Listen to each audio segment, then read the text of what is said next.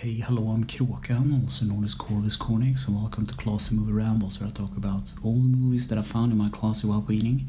This week's movie is Vampire Hunter D. It's about 1 hour and 21 minutes long, and the movie starts with an intro narration, then cutting to a girl named Doris. She's out protecting her farm from evil creatures. So this is like a sci-fi setting, but it has like throwbacks to the vampire era, if that makes sense.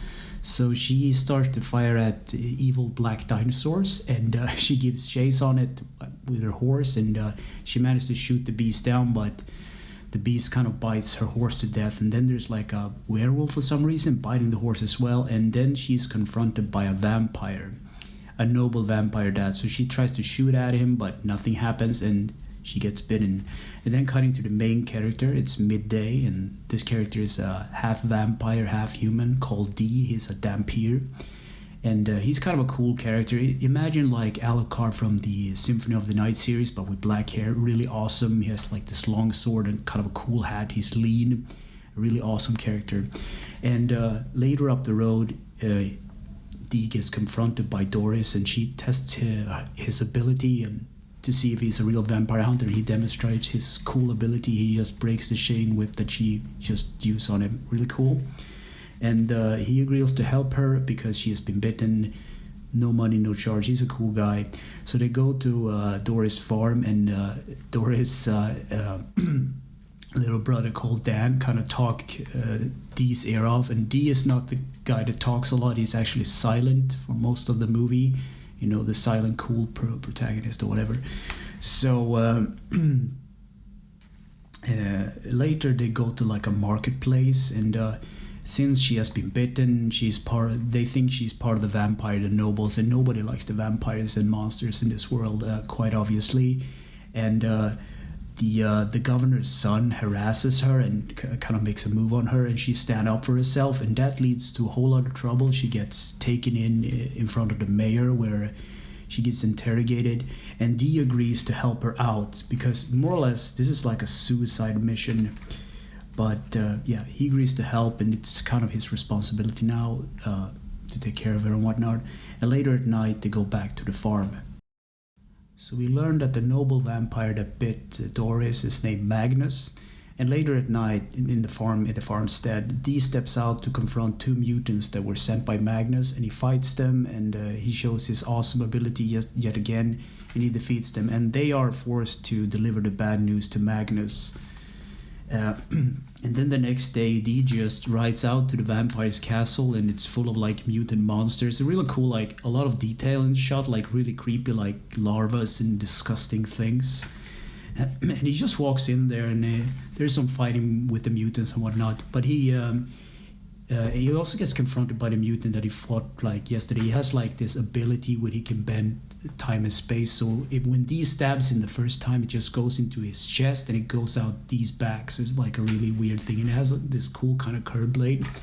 But all he wants is to become a vampire. That's why he's fighting for Magnus. A little bit of sidetrack. But of course it's a trap, and he gets, the floor kind of breaks beneath him, and he falls down a wet cavern, and his parasite arm speaks to him. This is one of the cool things, because Dee has like a parasite in the palm of his hand, which makes him able to use magic and whatnot, and it becomes important later in the story. But the palm parasite is just really mocking him for not being like a true vampire and just being like a wuss and helping the meat bags of the humankind, basically. So he drops down there, and he gets confronted by three naked ladies. And this movie has a lot of unnecessary nudity, in my opinion, but, they can get away with it, I guess, because it's not all the time you're not sure what you're looking at anyway, because it's like a little bad quality, but it's kind of the good kind of bad quality, like a little cringe, But he's confronted by these three naked ladies playing harps, but it's a trap, and of course it's like a Medusa kind of snake lady thingy. And Doris gets kidnapped, and she gets taken to Magnus, and she gets put to sleep. And Dee awakes from this kind of draining procedure that these snake ladies are doing him, and he bites them, he takes their power, and he breaks loose, and he basically killed the snake ladies. So Dee rushes out to pick up Doris, and there's like a fight between the mutants while he escapes. and Doris wakes up in her bed. And then the mutants get like an item to basically bring him to his knees. Literally, it's like a candle, or they call it an essence, but the candle kind of, where the candlelight kind of shines, it kind of weakens the vampires. So Dee is forced to face the mutant again because he's kidnapped Dan, the son of Doris. And it's like a battle, and he cuts off the hand of the mutant because he doesn't realize how to use the candle, which is kind of stupid. When you get like an item like a phone or whatever, this is how you use it. This is the manual. This is how you turn it on and off. But Magnus doesn't tell him, and he just ends up, losing his hand. Yeah. And then Doris and the doctor, I forgot to talk about the doctor, but it's like this good kind of character that's been helping Doris out, and it turns out that he was bitten as well, and he turned into a vampire. So they are going on this road up like a hill, and of course things turn south because the Magnus daughter, the other vampire, which is with the other mutant gang, she basically stops the wagon, and the doctor turns on Doris. But what happens is that the son of the governor shows up with the candle, and somehow he knows how to use the candle essence, and he basically puts the what do you call it, like the Magnus's daughter on like a sleep, or like she's so weakened. And this is the funny part. The doctor is kind of disposed of, and Dan shoots the governor's son, so he falls off a cliff, which I thought was funny because the governor's son is not a good person. He's just in for like getting the girl, in bed. That's all that he does. So what happens is that Dee arrives, and they talk it out with the vampire girl, and they kind of leave on good terms because she realized that Dee is a good person, and he doesn't, he's not in for the whole bad run. And there's like this rivalry thing between the Magnus's son and Magnus's daughter and Magnus itself, because there's like this noble thing about blood, and technically she's not a true vampire. She's like just like Dee, like a vampire, like half human, half vampire thingy. So sometime later, Dee is forced to fight the mutant yet again, and this time the mutant knows how to use the candle, so he kind of puts Dee down, and Dee chops off his like his hand, and he leaves him for just to die. And he stakes him as well, so he thinks he's dead. So what happens is that there's this really cool thing because the hand is like the parasite thing. It kind of crawls back to the body and attaches it to to his wrist, and he starts to eat dirt. For some reason, that's how he uses the magic, and the hand kind of resets itself, and he kind of wakes up Dee somehow. I don't even know how demon magic work, to be honest. And then also the vampire girl confronts her dad about the whole thing, and he basically tells her that she's trash, and that's not a good thing because now Magnus has one more enemy against her. It's even his daughter, basically.